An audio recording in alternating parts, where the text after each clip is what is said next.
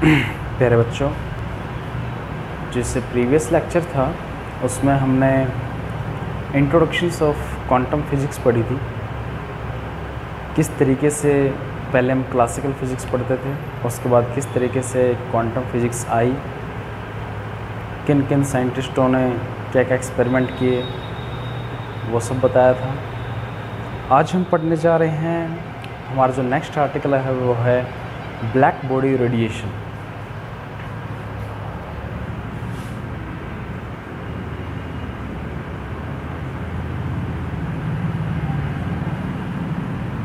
Radiation, okay.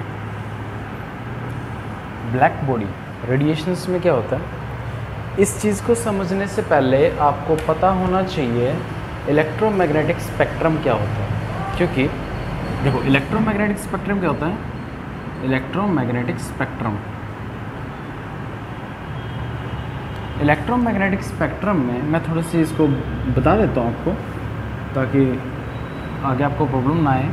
बच्चों की इसमें काफ़ी कन्फ्यूजन होती है, ये करने के बाद हमको ये चीज़ समझ में आ जाएगी। इलेक्ट्रोमैग्नेटिक स्पेक्ट्रम क्या होता है। जो इलेक्ट्रोमैग्नेटिक वेव होती है हमारे, जैसे कि गामा, एक्सरे,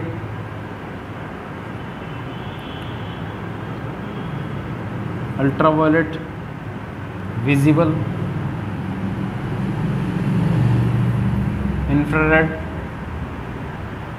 माइक्रो, रेडियो, ये हमारी क्या होती है इलेक्ट्रोमैग्नेटिक वेव। इसको मैं बोलता हूँ गामा वेव। ये होती है एक्सरे, ये होती है अल्ट्रावायलेट,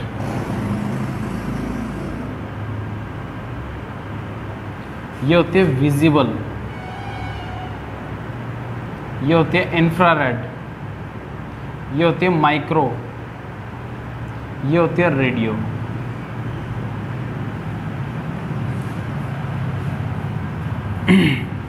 इसकी फ्रीक्वेंसी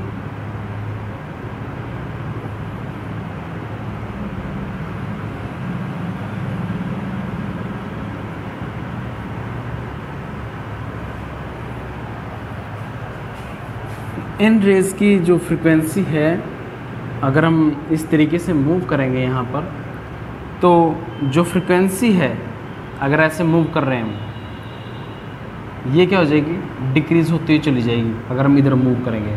और जो वेवलेंथ है अगर हम इधर मूव करेंगे, लैम्डा,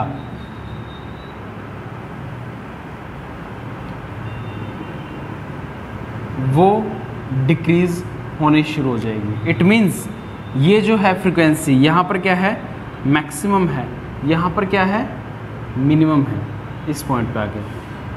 सिमिलरली ये लैम्डा जो है वो यहाँ पे क्या है, मैक्सिमम है, और फ्रीक्वेंसी लैम्डा यहाँ पे क्या है, मिनिमम है।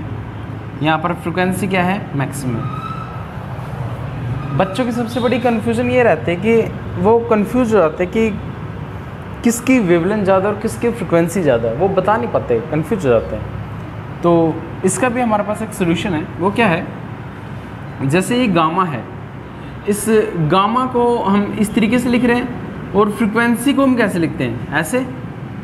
ये कुछ अप्रोक्सीमेट जैसा इसके जैसा है, तो इसकी फ्रीक्वेंसी क्या होगी, मैक्सिमम होगी। ऐसे ही लैम्डा को मैं क्या लिखता हूँ, आर कुछ अप्रोक्सीमेटली कुछ ऐसा है। अगर मैं ये पोर्शन हटा दूँ यहाँ से, उल्टा लैम्डा हो गया ना, तो आपको हिंट मिल जाएगी कि हाँ ये रहा, इसकी वेवलेंथ ज़्यादा होगी, इसकी फ्रीक्वेंसी ज़्यादा होगी। क्लियर। ऐसे ही अगर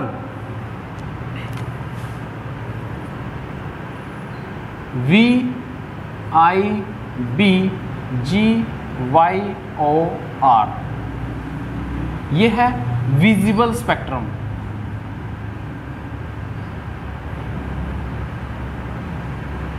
विजिबल स्पेक्ट्रम में क्या होता है आपके पास, सिमिलरली सेम जैसे आप इसको, ये न्यू है हमारे पास, ये गामा है, और ये वी मतलब ये वाला, इसकी फ्रीक्वेंसी क्या होगी, मैक्सिमम होगी, इसकी वेवलेंथ क्या होगी, मैक्सिमम होगी। अब आपको ये चीज़ क्लियर होगी, आप देखते ही बता दोगे कि किसकी वेवलेंथ ज़्यादा है और किसकी कम है। दूसरी बात, फिर बच्चे कहते हैं सर इसको कुछ याद करने का कोई मेथड हो, वो भी देख लो। इसको हम कैसे लिखते हैं,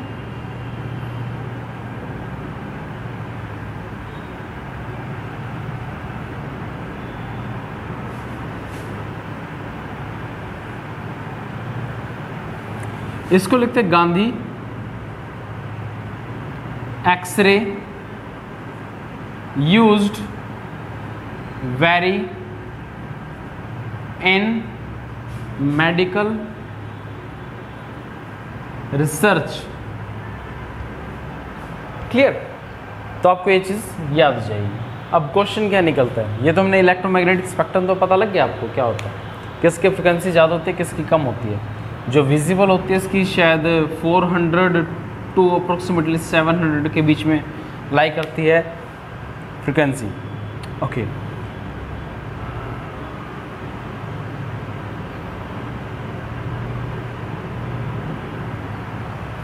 उसके बाद क्या था, क्वेश्चन आता है कि सपोज कर लिया आपके पास ये कोई रेड बॉल है, ये आपको रेड कलर की क्यों दिखाई देती है, मैं इधर बना देता हूँ इसको, यहाँ पर आपका सपोज कर लिया कोई रेड बॉल है,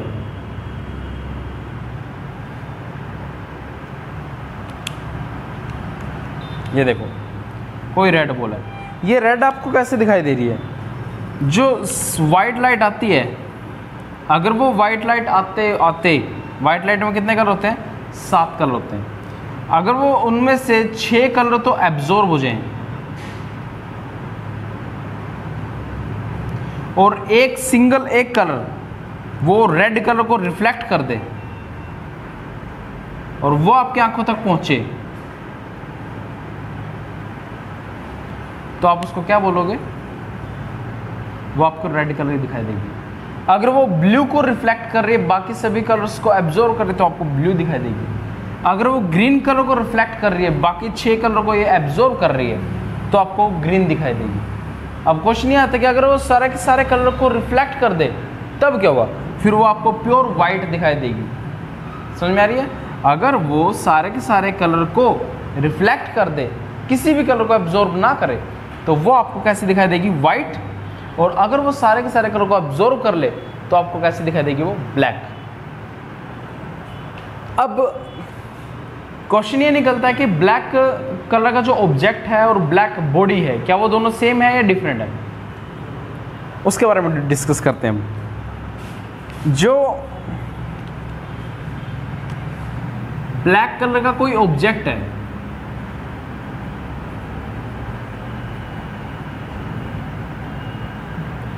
और ये है ब्लैक बॉडी, इन दोनों में फर्क क्या है। जो ब्लैक कलर का ऑब्जेक्ट है ना, ये नहीं है कि हमने किसी के ऊपर ब्लैक पेंट कर दिया तो वो ब्लैक बॉडी बन गई, नहीं, ऐसा नहीं है। जो ब्लैक कलर का जो ऑब्जेक्ट है वो एब्जॉर्ब तो करता है, लेकिन किसको करता है, वो ऑल विजिबल कलर।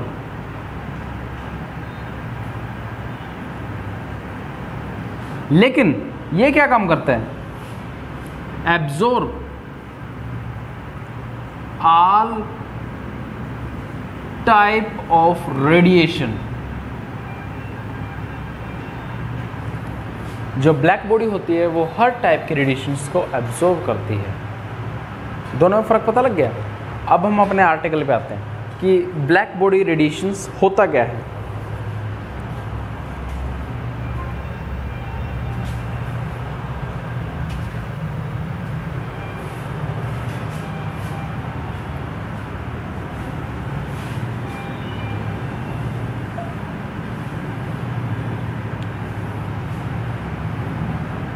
देखिए,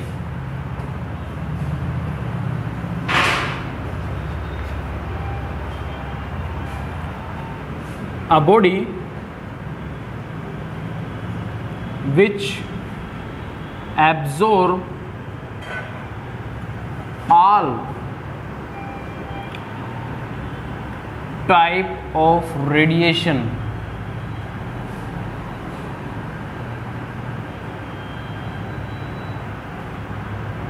of wavelength incident on it.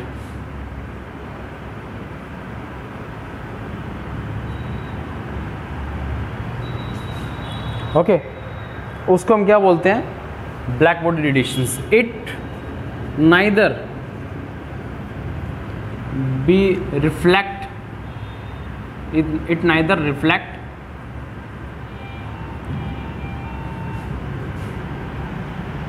and nor transmit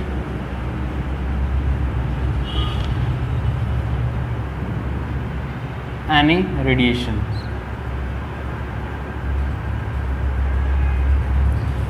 वो ना तो किसी भी टाइप की रेडिएशंस को रिफ्लेक्ट करती और ना ही किसी भी रेडिएशंस को वो ट्रांसमिट होने देती अपने में से. ओके, नेक्स्ट है, ये सेकंड पॉइंट था हमारे पास, ये फर्स्ट पॉइंट था इसी का. जब हम उसको हीट करेंगे, उस बॉडी को जब हम हीट करते हैं ना, तब क्या होता है? When a black body is heated then it emit radiation and that radiation is called black body radiations. उसको हम क्या बोलते हैं?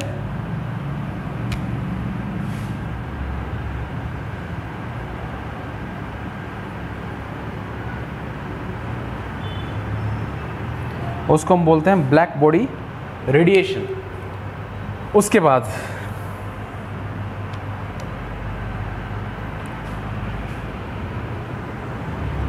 No actual body is perfectly black body. कोई भी जो बॉडी है नेचर के अंदर वो परफेक्टली ब्लैक बॉडी नहीं है. कुछ ना कुछ उसमें कमी रहती है, वो कम रेडिएशंस को एब्जॉर्ब कर पाती है.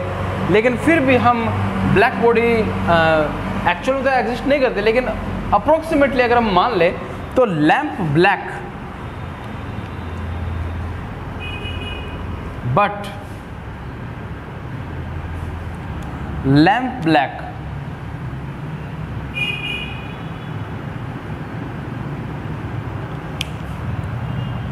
is considered as a black body because क्यों? it absorb 99% of radiation. is that clear? ये था ब्लैक बॉडी का कंसेप्ट. जो आपको बातें इसमें लिखनी है वो थी ये. क्या है ब्लैक बॉडी? वो बॉडी होती है जो हर टाइप की रेडिएशन, हर टाइप की रेडिएशन का मतलब ये है, हर टाइप की रेडिएशंस का मतलब ये है, all the types of radiation, इसका मतलब ये है कि वो एक्सरे हो, गामा हो, पहले गामा लिख देते हैं, गामा हो, एक्सरे हो, या फिर अल्ट्रावायलेट हो, या फिर विजिबल हो, या फिर इंफ्रारेड हो, या फिर माइक्रो हो, या फिर रेडियो हो, वो हर टाइप की रेडिएशंस को एब्जॉर्ब कर लेती है. कैसे भी रेडिएशंस हो उसको एब्जॉर्ब कर लेगी. उसके बाद क्या कहा इसने? वो ना तो रिफ्लेक्ट करती ना ही उसको ट्रांसमिट होने देती अंदर अपने अंदर से.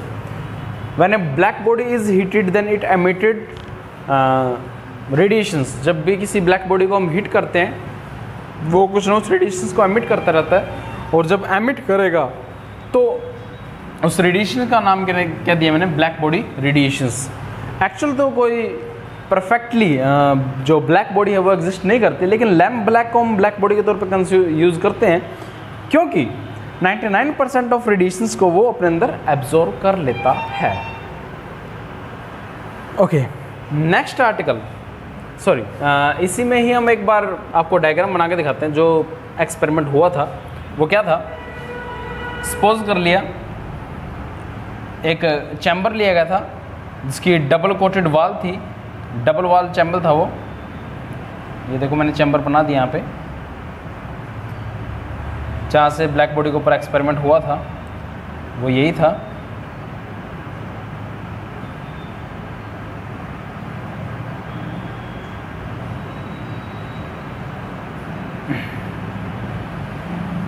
ये डबल वाल चैम्बर है, एक वाल अंदर वाले और एक वाल ये वाली। इसको मैंने कोटेड किया हुआ है अंदर से, सपोज कर ले मैंने इसको कोटेड कर दिया, लैम्प ब्लैक से मैंने इसको अंदर से कोटेड कर रखा है। ये मैंने लैम्प ब्लैक कोई मटेरियल ले लिया, इसको मैंने अंदर से कोटेड कर दिया। कोटेड करने के बाद क्या ऑब्ज़र्व किया, यहाँ पर एक फ्लास्क लगाया, कॉनिकल फ्लास्क बोलते हैं इसको, conical reflector, sorry conical reflector बोलते हैं। जब इंसिडेंट रेडिएशन उसके ऊपर पड़ती है, कॉनिकल फ्लास्क के ऊपर, ये रहो इंसिडेंट रेडिएशन ये थी, जब भी एक कॉनिकल फ्लास्क के ऊपर पड़ती है ये रिफ्लेक्ट हो जाएगी। I am sorry, conical flask नहीं है, ये कॉनिकल रिफ्लेक्टर है। जब भी कोई इंसिडेंट रेडिएशन, इसको मैं मेंशन कर देता हूँ, इंसिडेंट रेडिएशन,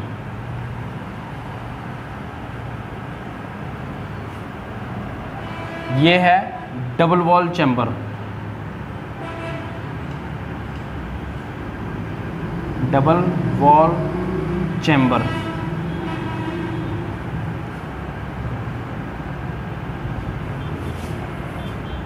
वैक्यूम, यहाँ पर वैक्यूम था, लैम्प ब्लैक कोटिंग,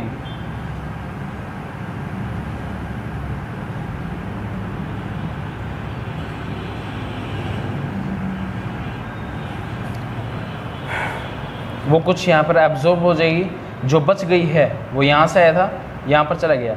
जब वो रिफ्लेक्ट हो गया इधर लैम्प ब्लैक मटेरियल के ऊपर इंसिडेंट होती है तो कुछ एब्जॉर्ब हो जाएगी, बाकी रिफ्लेक्ट हो जाएगी। यहाँ पर कुछ एब्जॉर्ब हो जाएगी, बाकी रिफ्लेक्ट हो जाएगी। यहाँ पर कुछ एब्जॉर्ब हो जाएगी, बाकी रिफ्लेक्ट हो जाएगी। यहाँ पर कुछ एब्जॉर्ब, इस तरीके से वो अंदर ही सारे के सारे एब्जॉर्ब हो जाती है। इसको करने वाला जो साइंटिस्ट था वो था फेरी।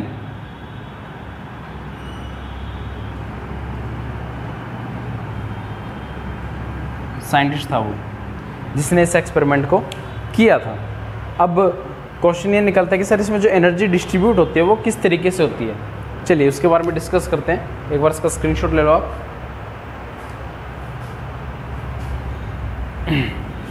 अगर आप लिखना चाहो तो इसकी कंस्ट्रक्शन लिख सकते हो कि हमने एक डबल चैम्बर लिया था, double wall chamber. Double wall chamber क्यों लिया, सिंगल वॉल क्यों नहीं लिया हमने?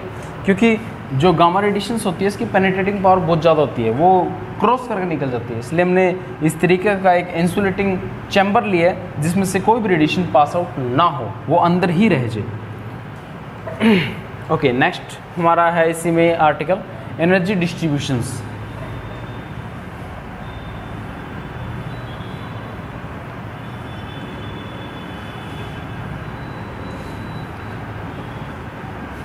अगर कुछ समझ में आ रहा है तो लाइक एंड सब्सक्राइब भी कर दीजिएगा, क्योंकि यहाँ पर आपके कंप्लीट हर सब्जेक्ट की वीडियो आने वाली है।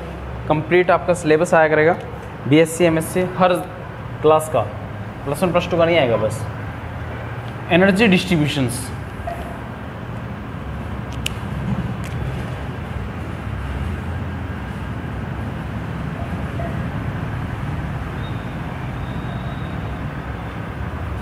इन ए ब्लैक बॉडी।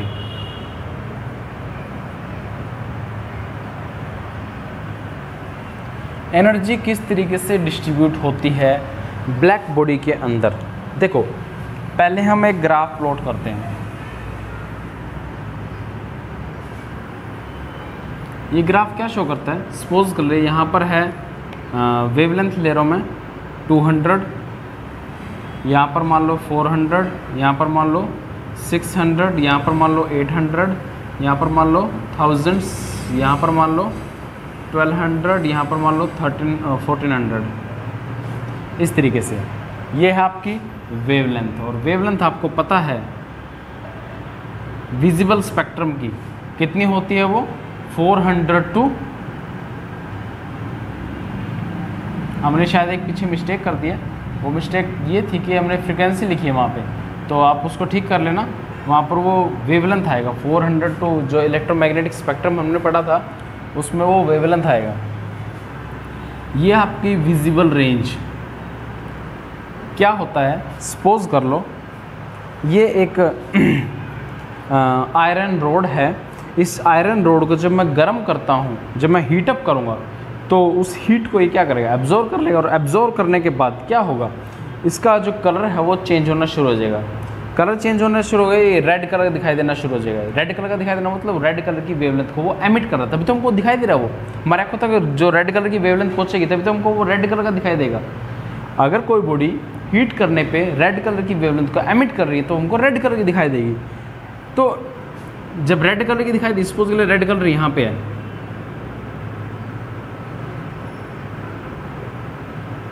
तो ग्राफ कुछ ऐसा आएगा। ओके, फिर थोड़ा और गर्म किया, ग्राफ में भी शायद कुछ ऐसा आ जाए। थोड़ा और गर्म किया, ये कुछ ऐसा आ जाए। और गर्म करने पर उसका कलर और चेंज हो जाएगा। और गर्म किया उसको तो कलर और भी चेंज हो गया उसका, फाइनली वो क्या हो जाएगी, वाइट हो जाएगी। अब यहाँ पर देखो, जब मैंने इसको गर्म करना शुरू किया था पहले वो रेड कलर का दिखाई दिया, थोड़ा और टेम्परेचर बढ़ाया उसका कलर चेंज हो गया, लाइट रेड हो गया, ऑरेंज टाइप आना शुरू हो गया। फिर और गर्म किया वो येलो हो जाएगा। आप कई बार देखते हो जब हम गैस के ऊपर खाना बनाते हैं, जब गैस को धीमा कर देते हैं तो धीमा करने पर जो उसके अंदर रेड कलर आना शुरू हो जाता है। क्यों? क्योंकि टेम्परेचर कम कर दिया हमने, लेकिन जैसे मैं टेम्परेचर को बढ़ाऊंगा, उसको गैस को ऑन कर दूंगा तो वो ब्लू कलर की हो जाती है। टेम्परेचर जैसे जैसे बढ़ाएंगे, सपोज के लिए T1 टेम्परेचर है, ये T2 है, ये T3 है, ये T4 है, ये T5 और ये T6।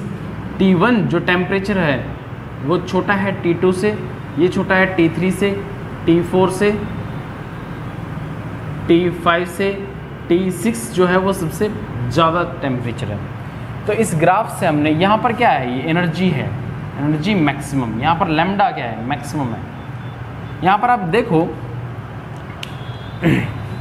कि इस रेड कलर का जो मैक्सिमम पीक है वो यहाँ पर है, इसका मैक्सिमम पीक यहाँ पर है, इसका मैक्सिमम पीक यहाँ पर है, इसका मैक्सिमम पीक यहाँ पर, इसका मैक्सिमम पीक यहाँ पर, इसका मैक्सिमम पीक यहाँ पर। आपका जो ग्राफ बन रहा है वो कैसा बन रहा है,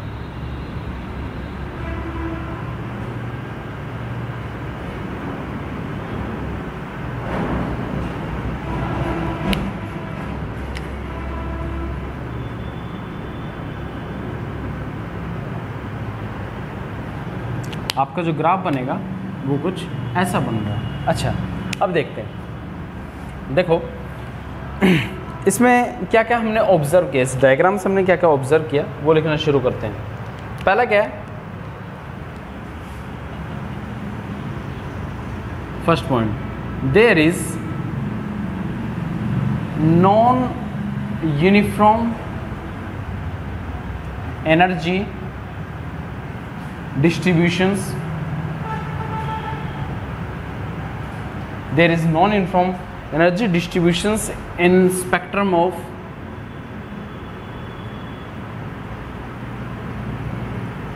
black body।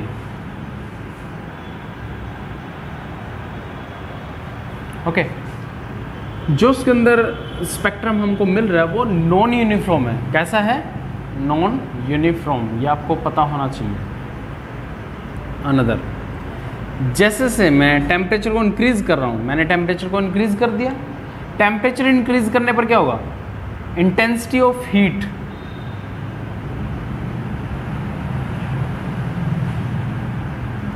वो भी क्या हो जाएगी, इंक्रीज हो जाएगी।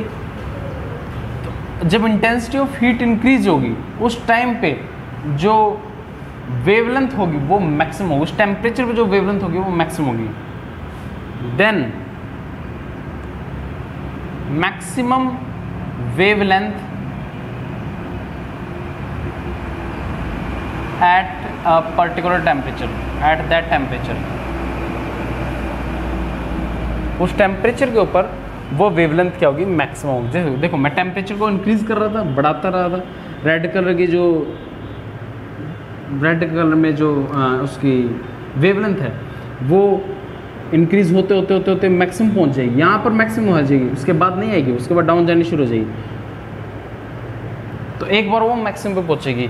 यहाँ पर सपोज ले ग्रीन कलर के लिए, तो ग्रीन कलर एक बार मैक्सिमम पे पहुंचेगा, प्योर ग्रीन हो जाएगा वो। ब्लू कलर एक बार मैक्सिमम पे पहुंचेगा, उसके बाद डाउन आना शुरू हो जाएगा वो दोबारा। थर्ड पॉइंट, उसके बाद क्या है, देखो सीधी सी बात है, अगर आप टेम्परेचर को बढ़ा रहे हो, मैं बढ़ा रहा हूँ टेम्परेचर, यहाँ पर देखो, यहाँ पर मान लो सपोज करो 800 है, यहाँ पर मान लो 1000 है, यहाँ पर 2000 है, यहाँ पर 3000 है, केल्विन में ऐसा रखा है, यहाँ पर 4000 है, यहाँ पर 6000 है kelvin.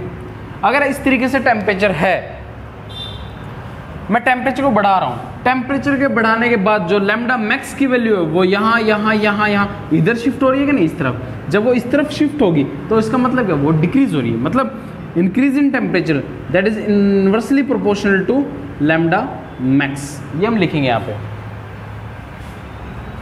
as we increase the temperature, then lambda max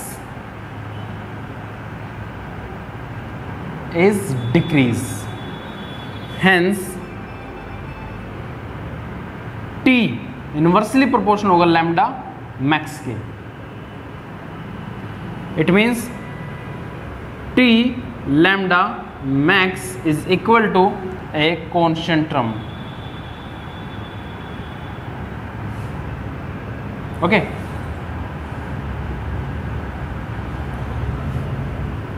ये क्या है, ये लॉ है, कौन सा, veins law.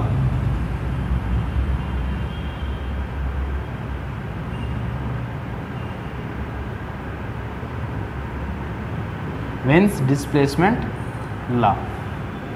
Next point, next point में क्या करना है कि जो मैं एरिया ले रहा हूं, सपोज करो ये एरिया ले रहा हूं मैं, area under the curve. Next point, area under the curve represent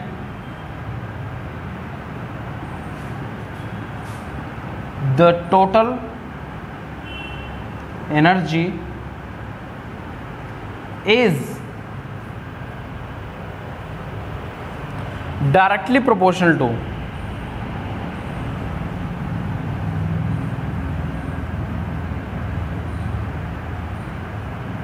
to the fourth power of temperature।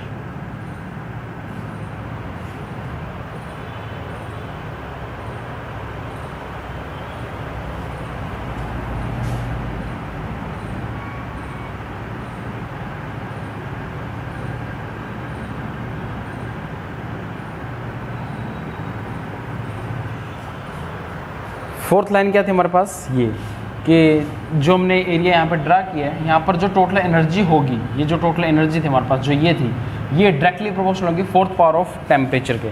इसको मैं क्या बोलता हूँ, यहाँ पर लिख देते हम E max directly proportional T की पावर 4। इसका नाम होता है क्या, स्टीफन बोल्ट्जमैन्स लॉ।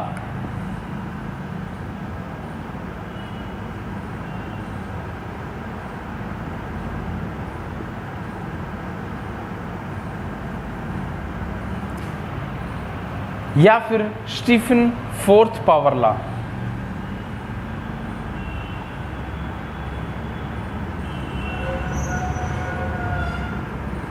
कुछ भी आप इसको बोल सकते हो। ये था आज का आर्टिकल। इससे नेक्स्ट आर्टिकल में हम क्या पढ़ेंगे, कंप्लीटली ब्रीफली हम पढ़ेंगे वेन्स डिस्प्लेसमेंट लॉ के बारे में, स्टीफन लॉ के बारे में, जो लॉ ब्लैक बॉडी के बारे में बताए गए थे, जो जिनसे ब्लैक बॉडी का एक्सप्रेशन सोल्व हुआ था, वो हम नेक्स्ट आर्टिकल में पढ़ेंगे। ओके, तो अगर कुछ समझ में आया आपको तो लाइक एंड सब्सक्राइब कर दीजिएगा। ठीक है, थैंक यू।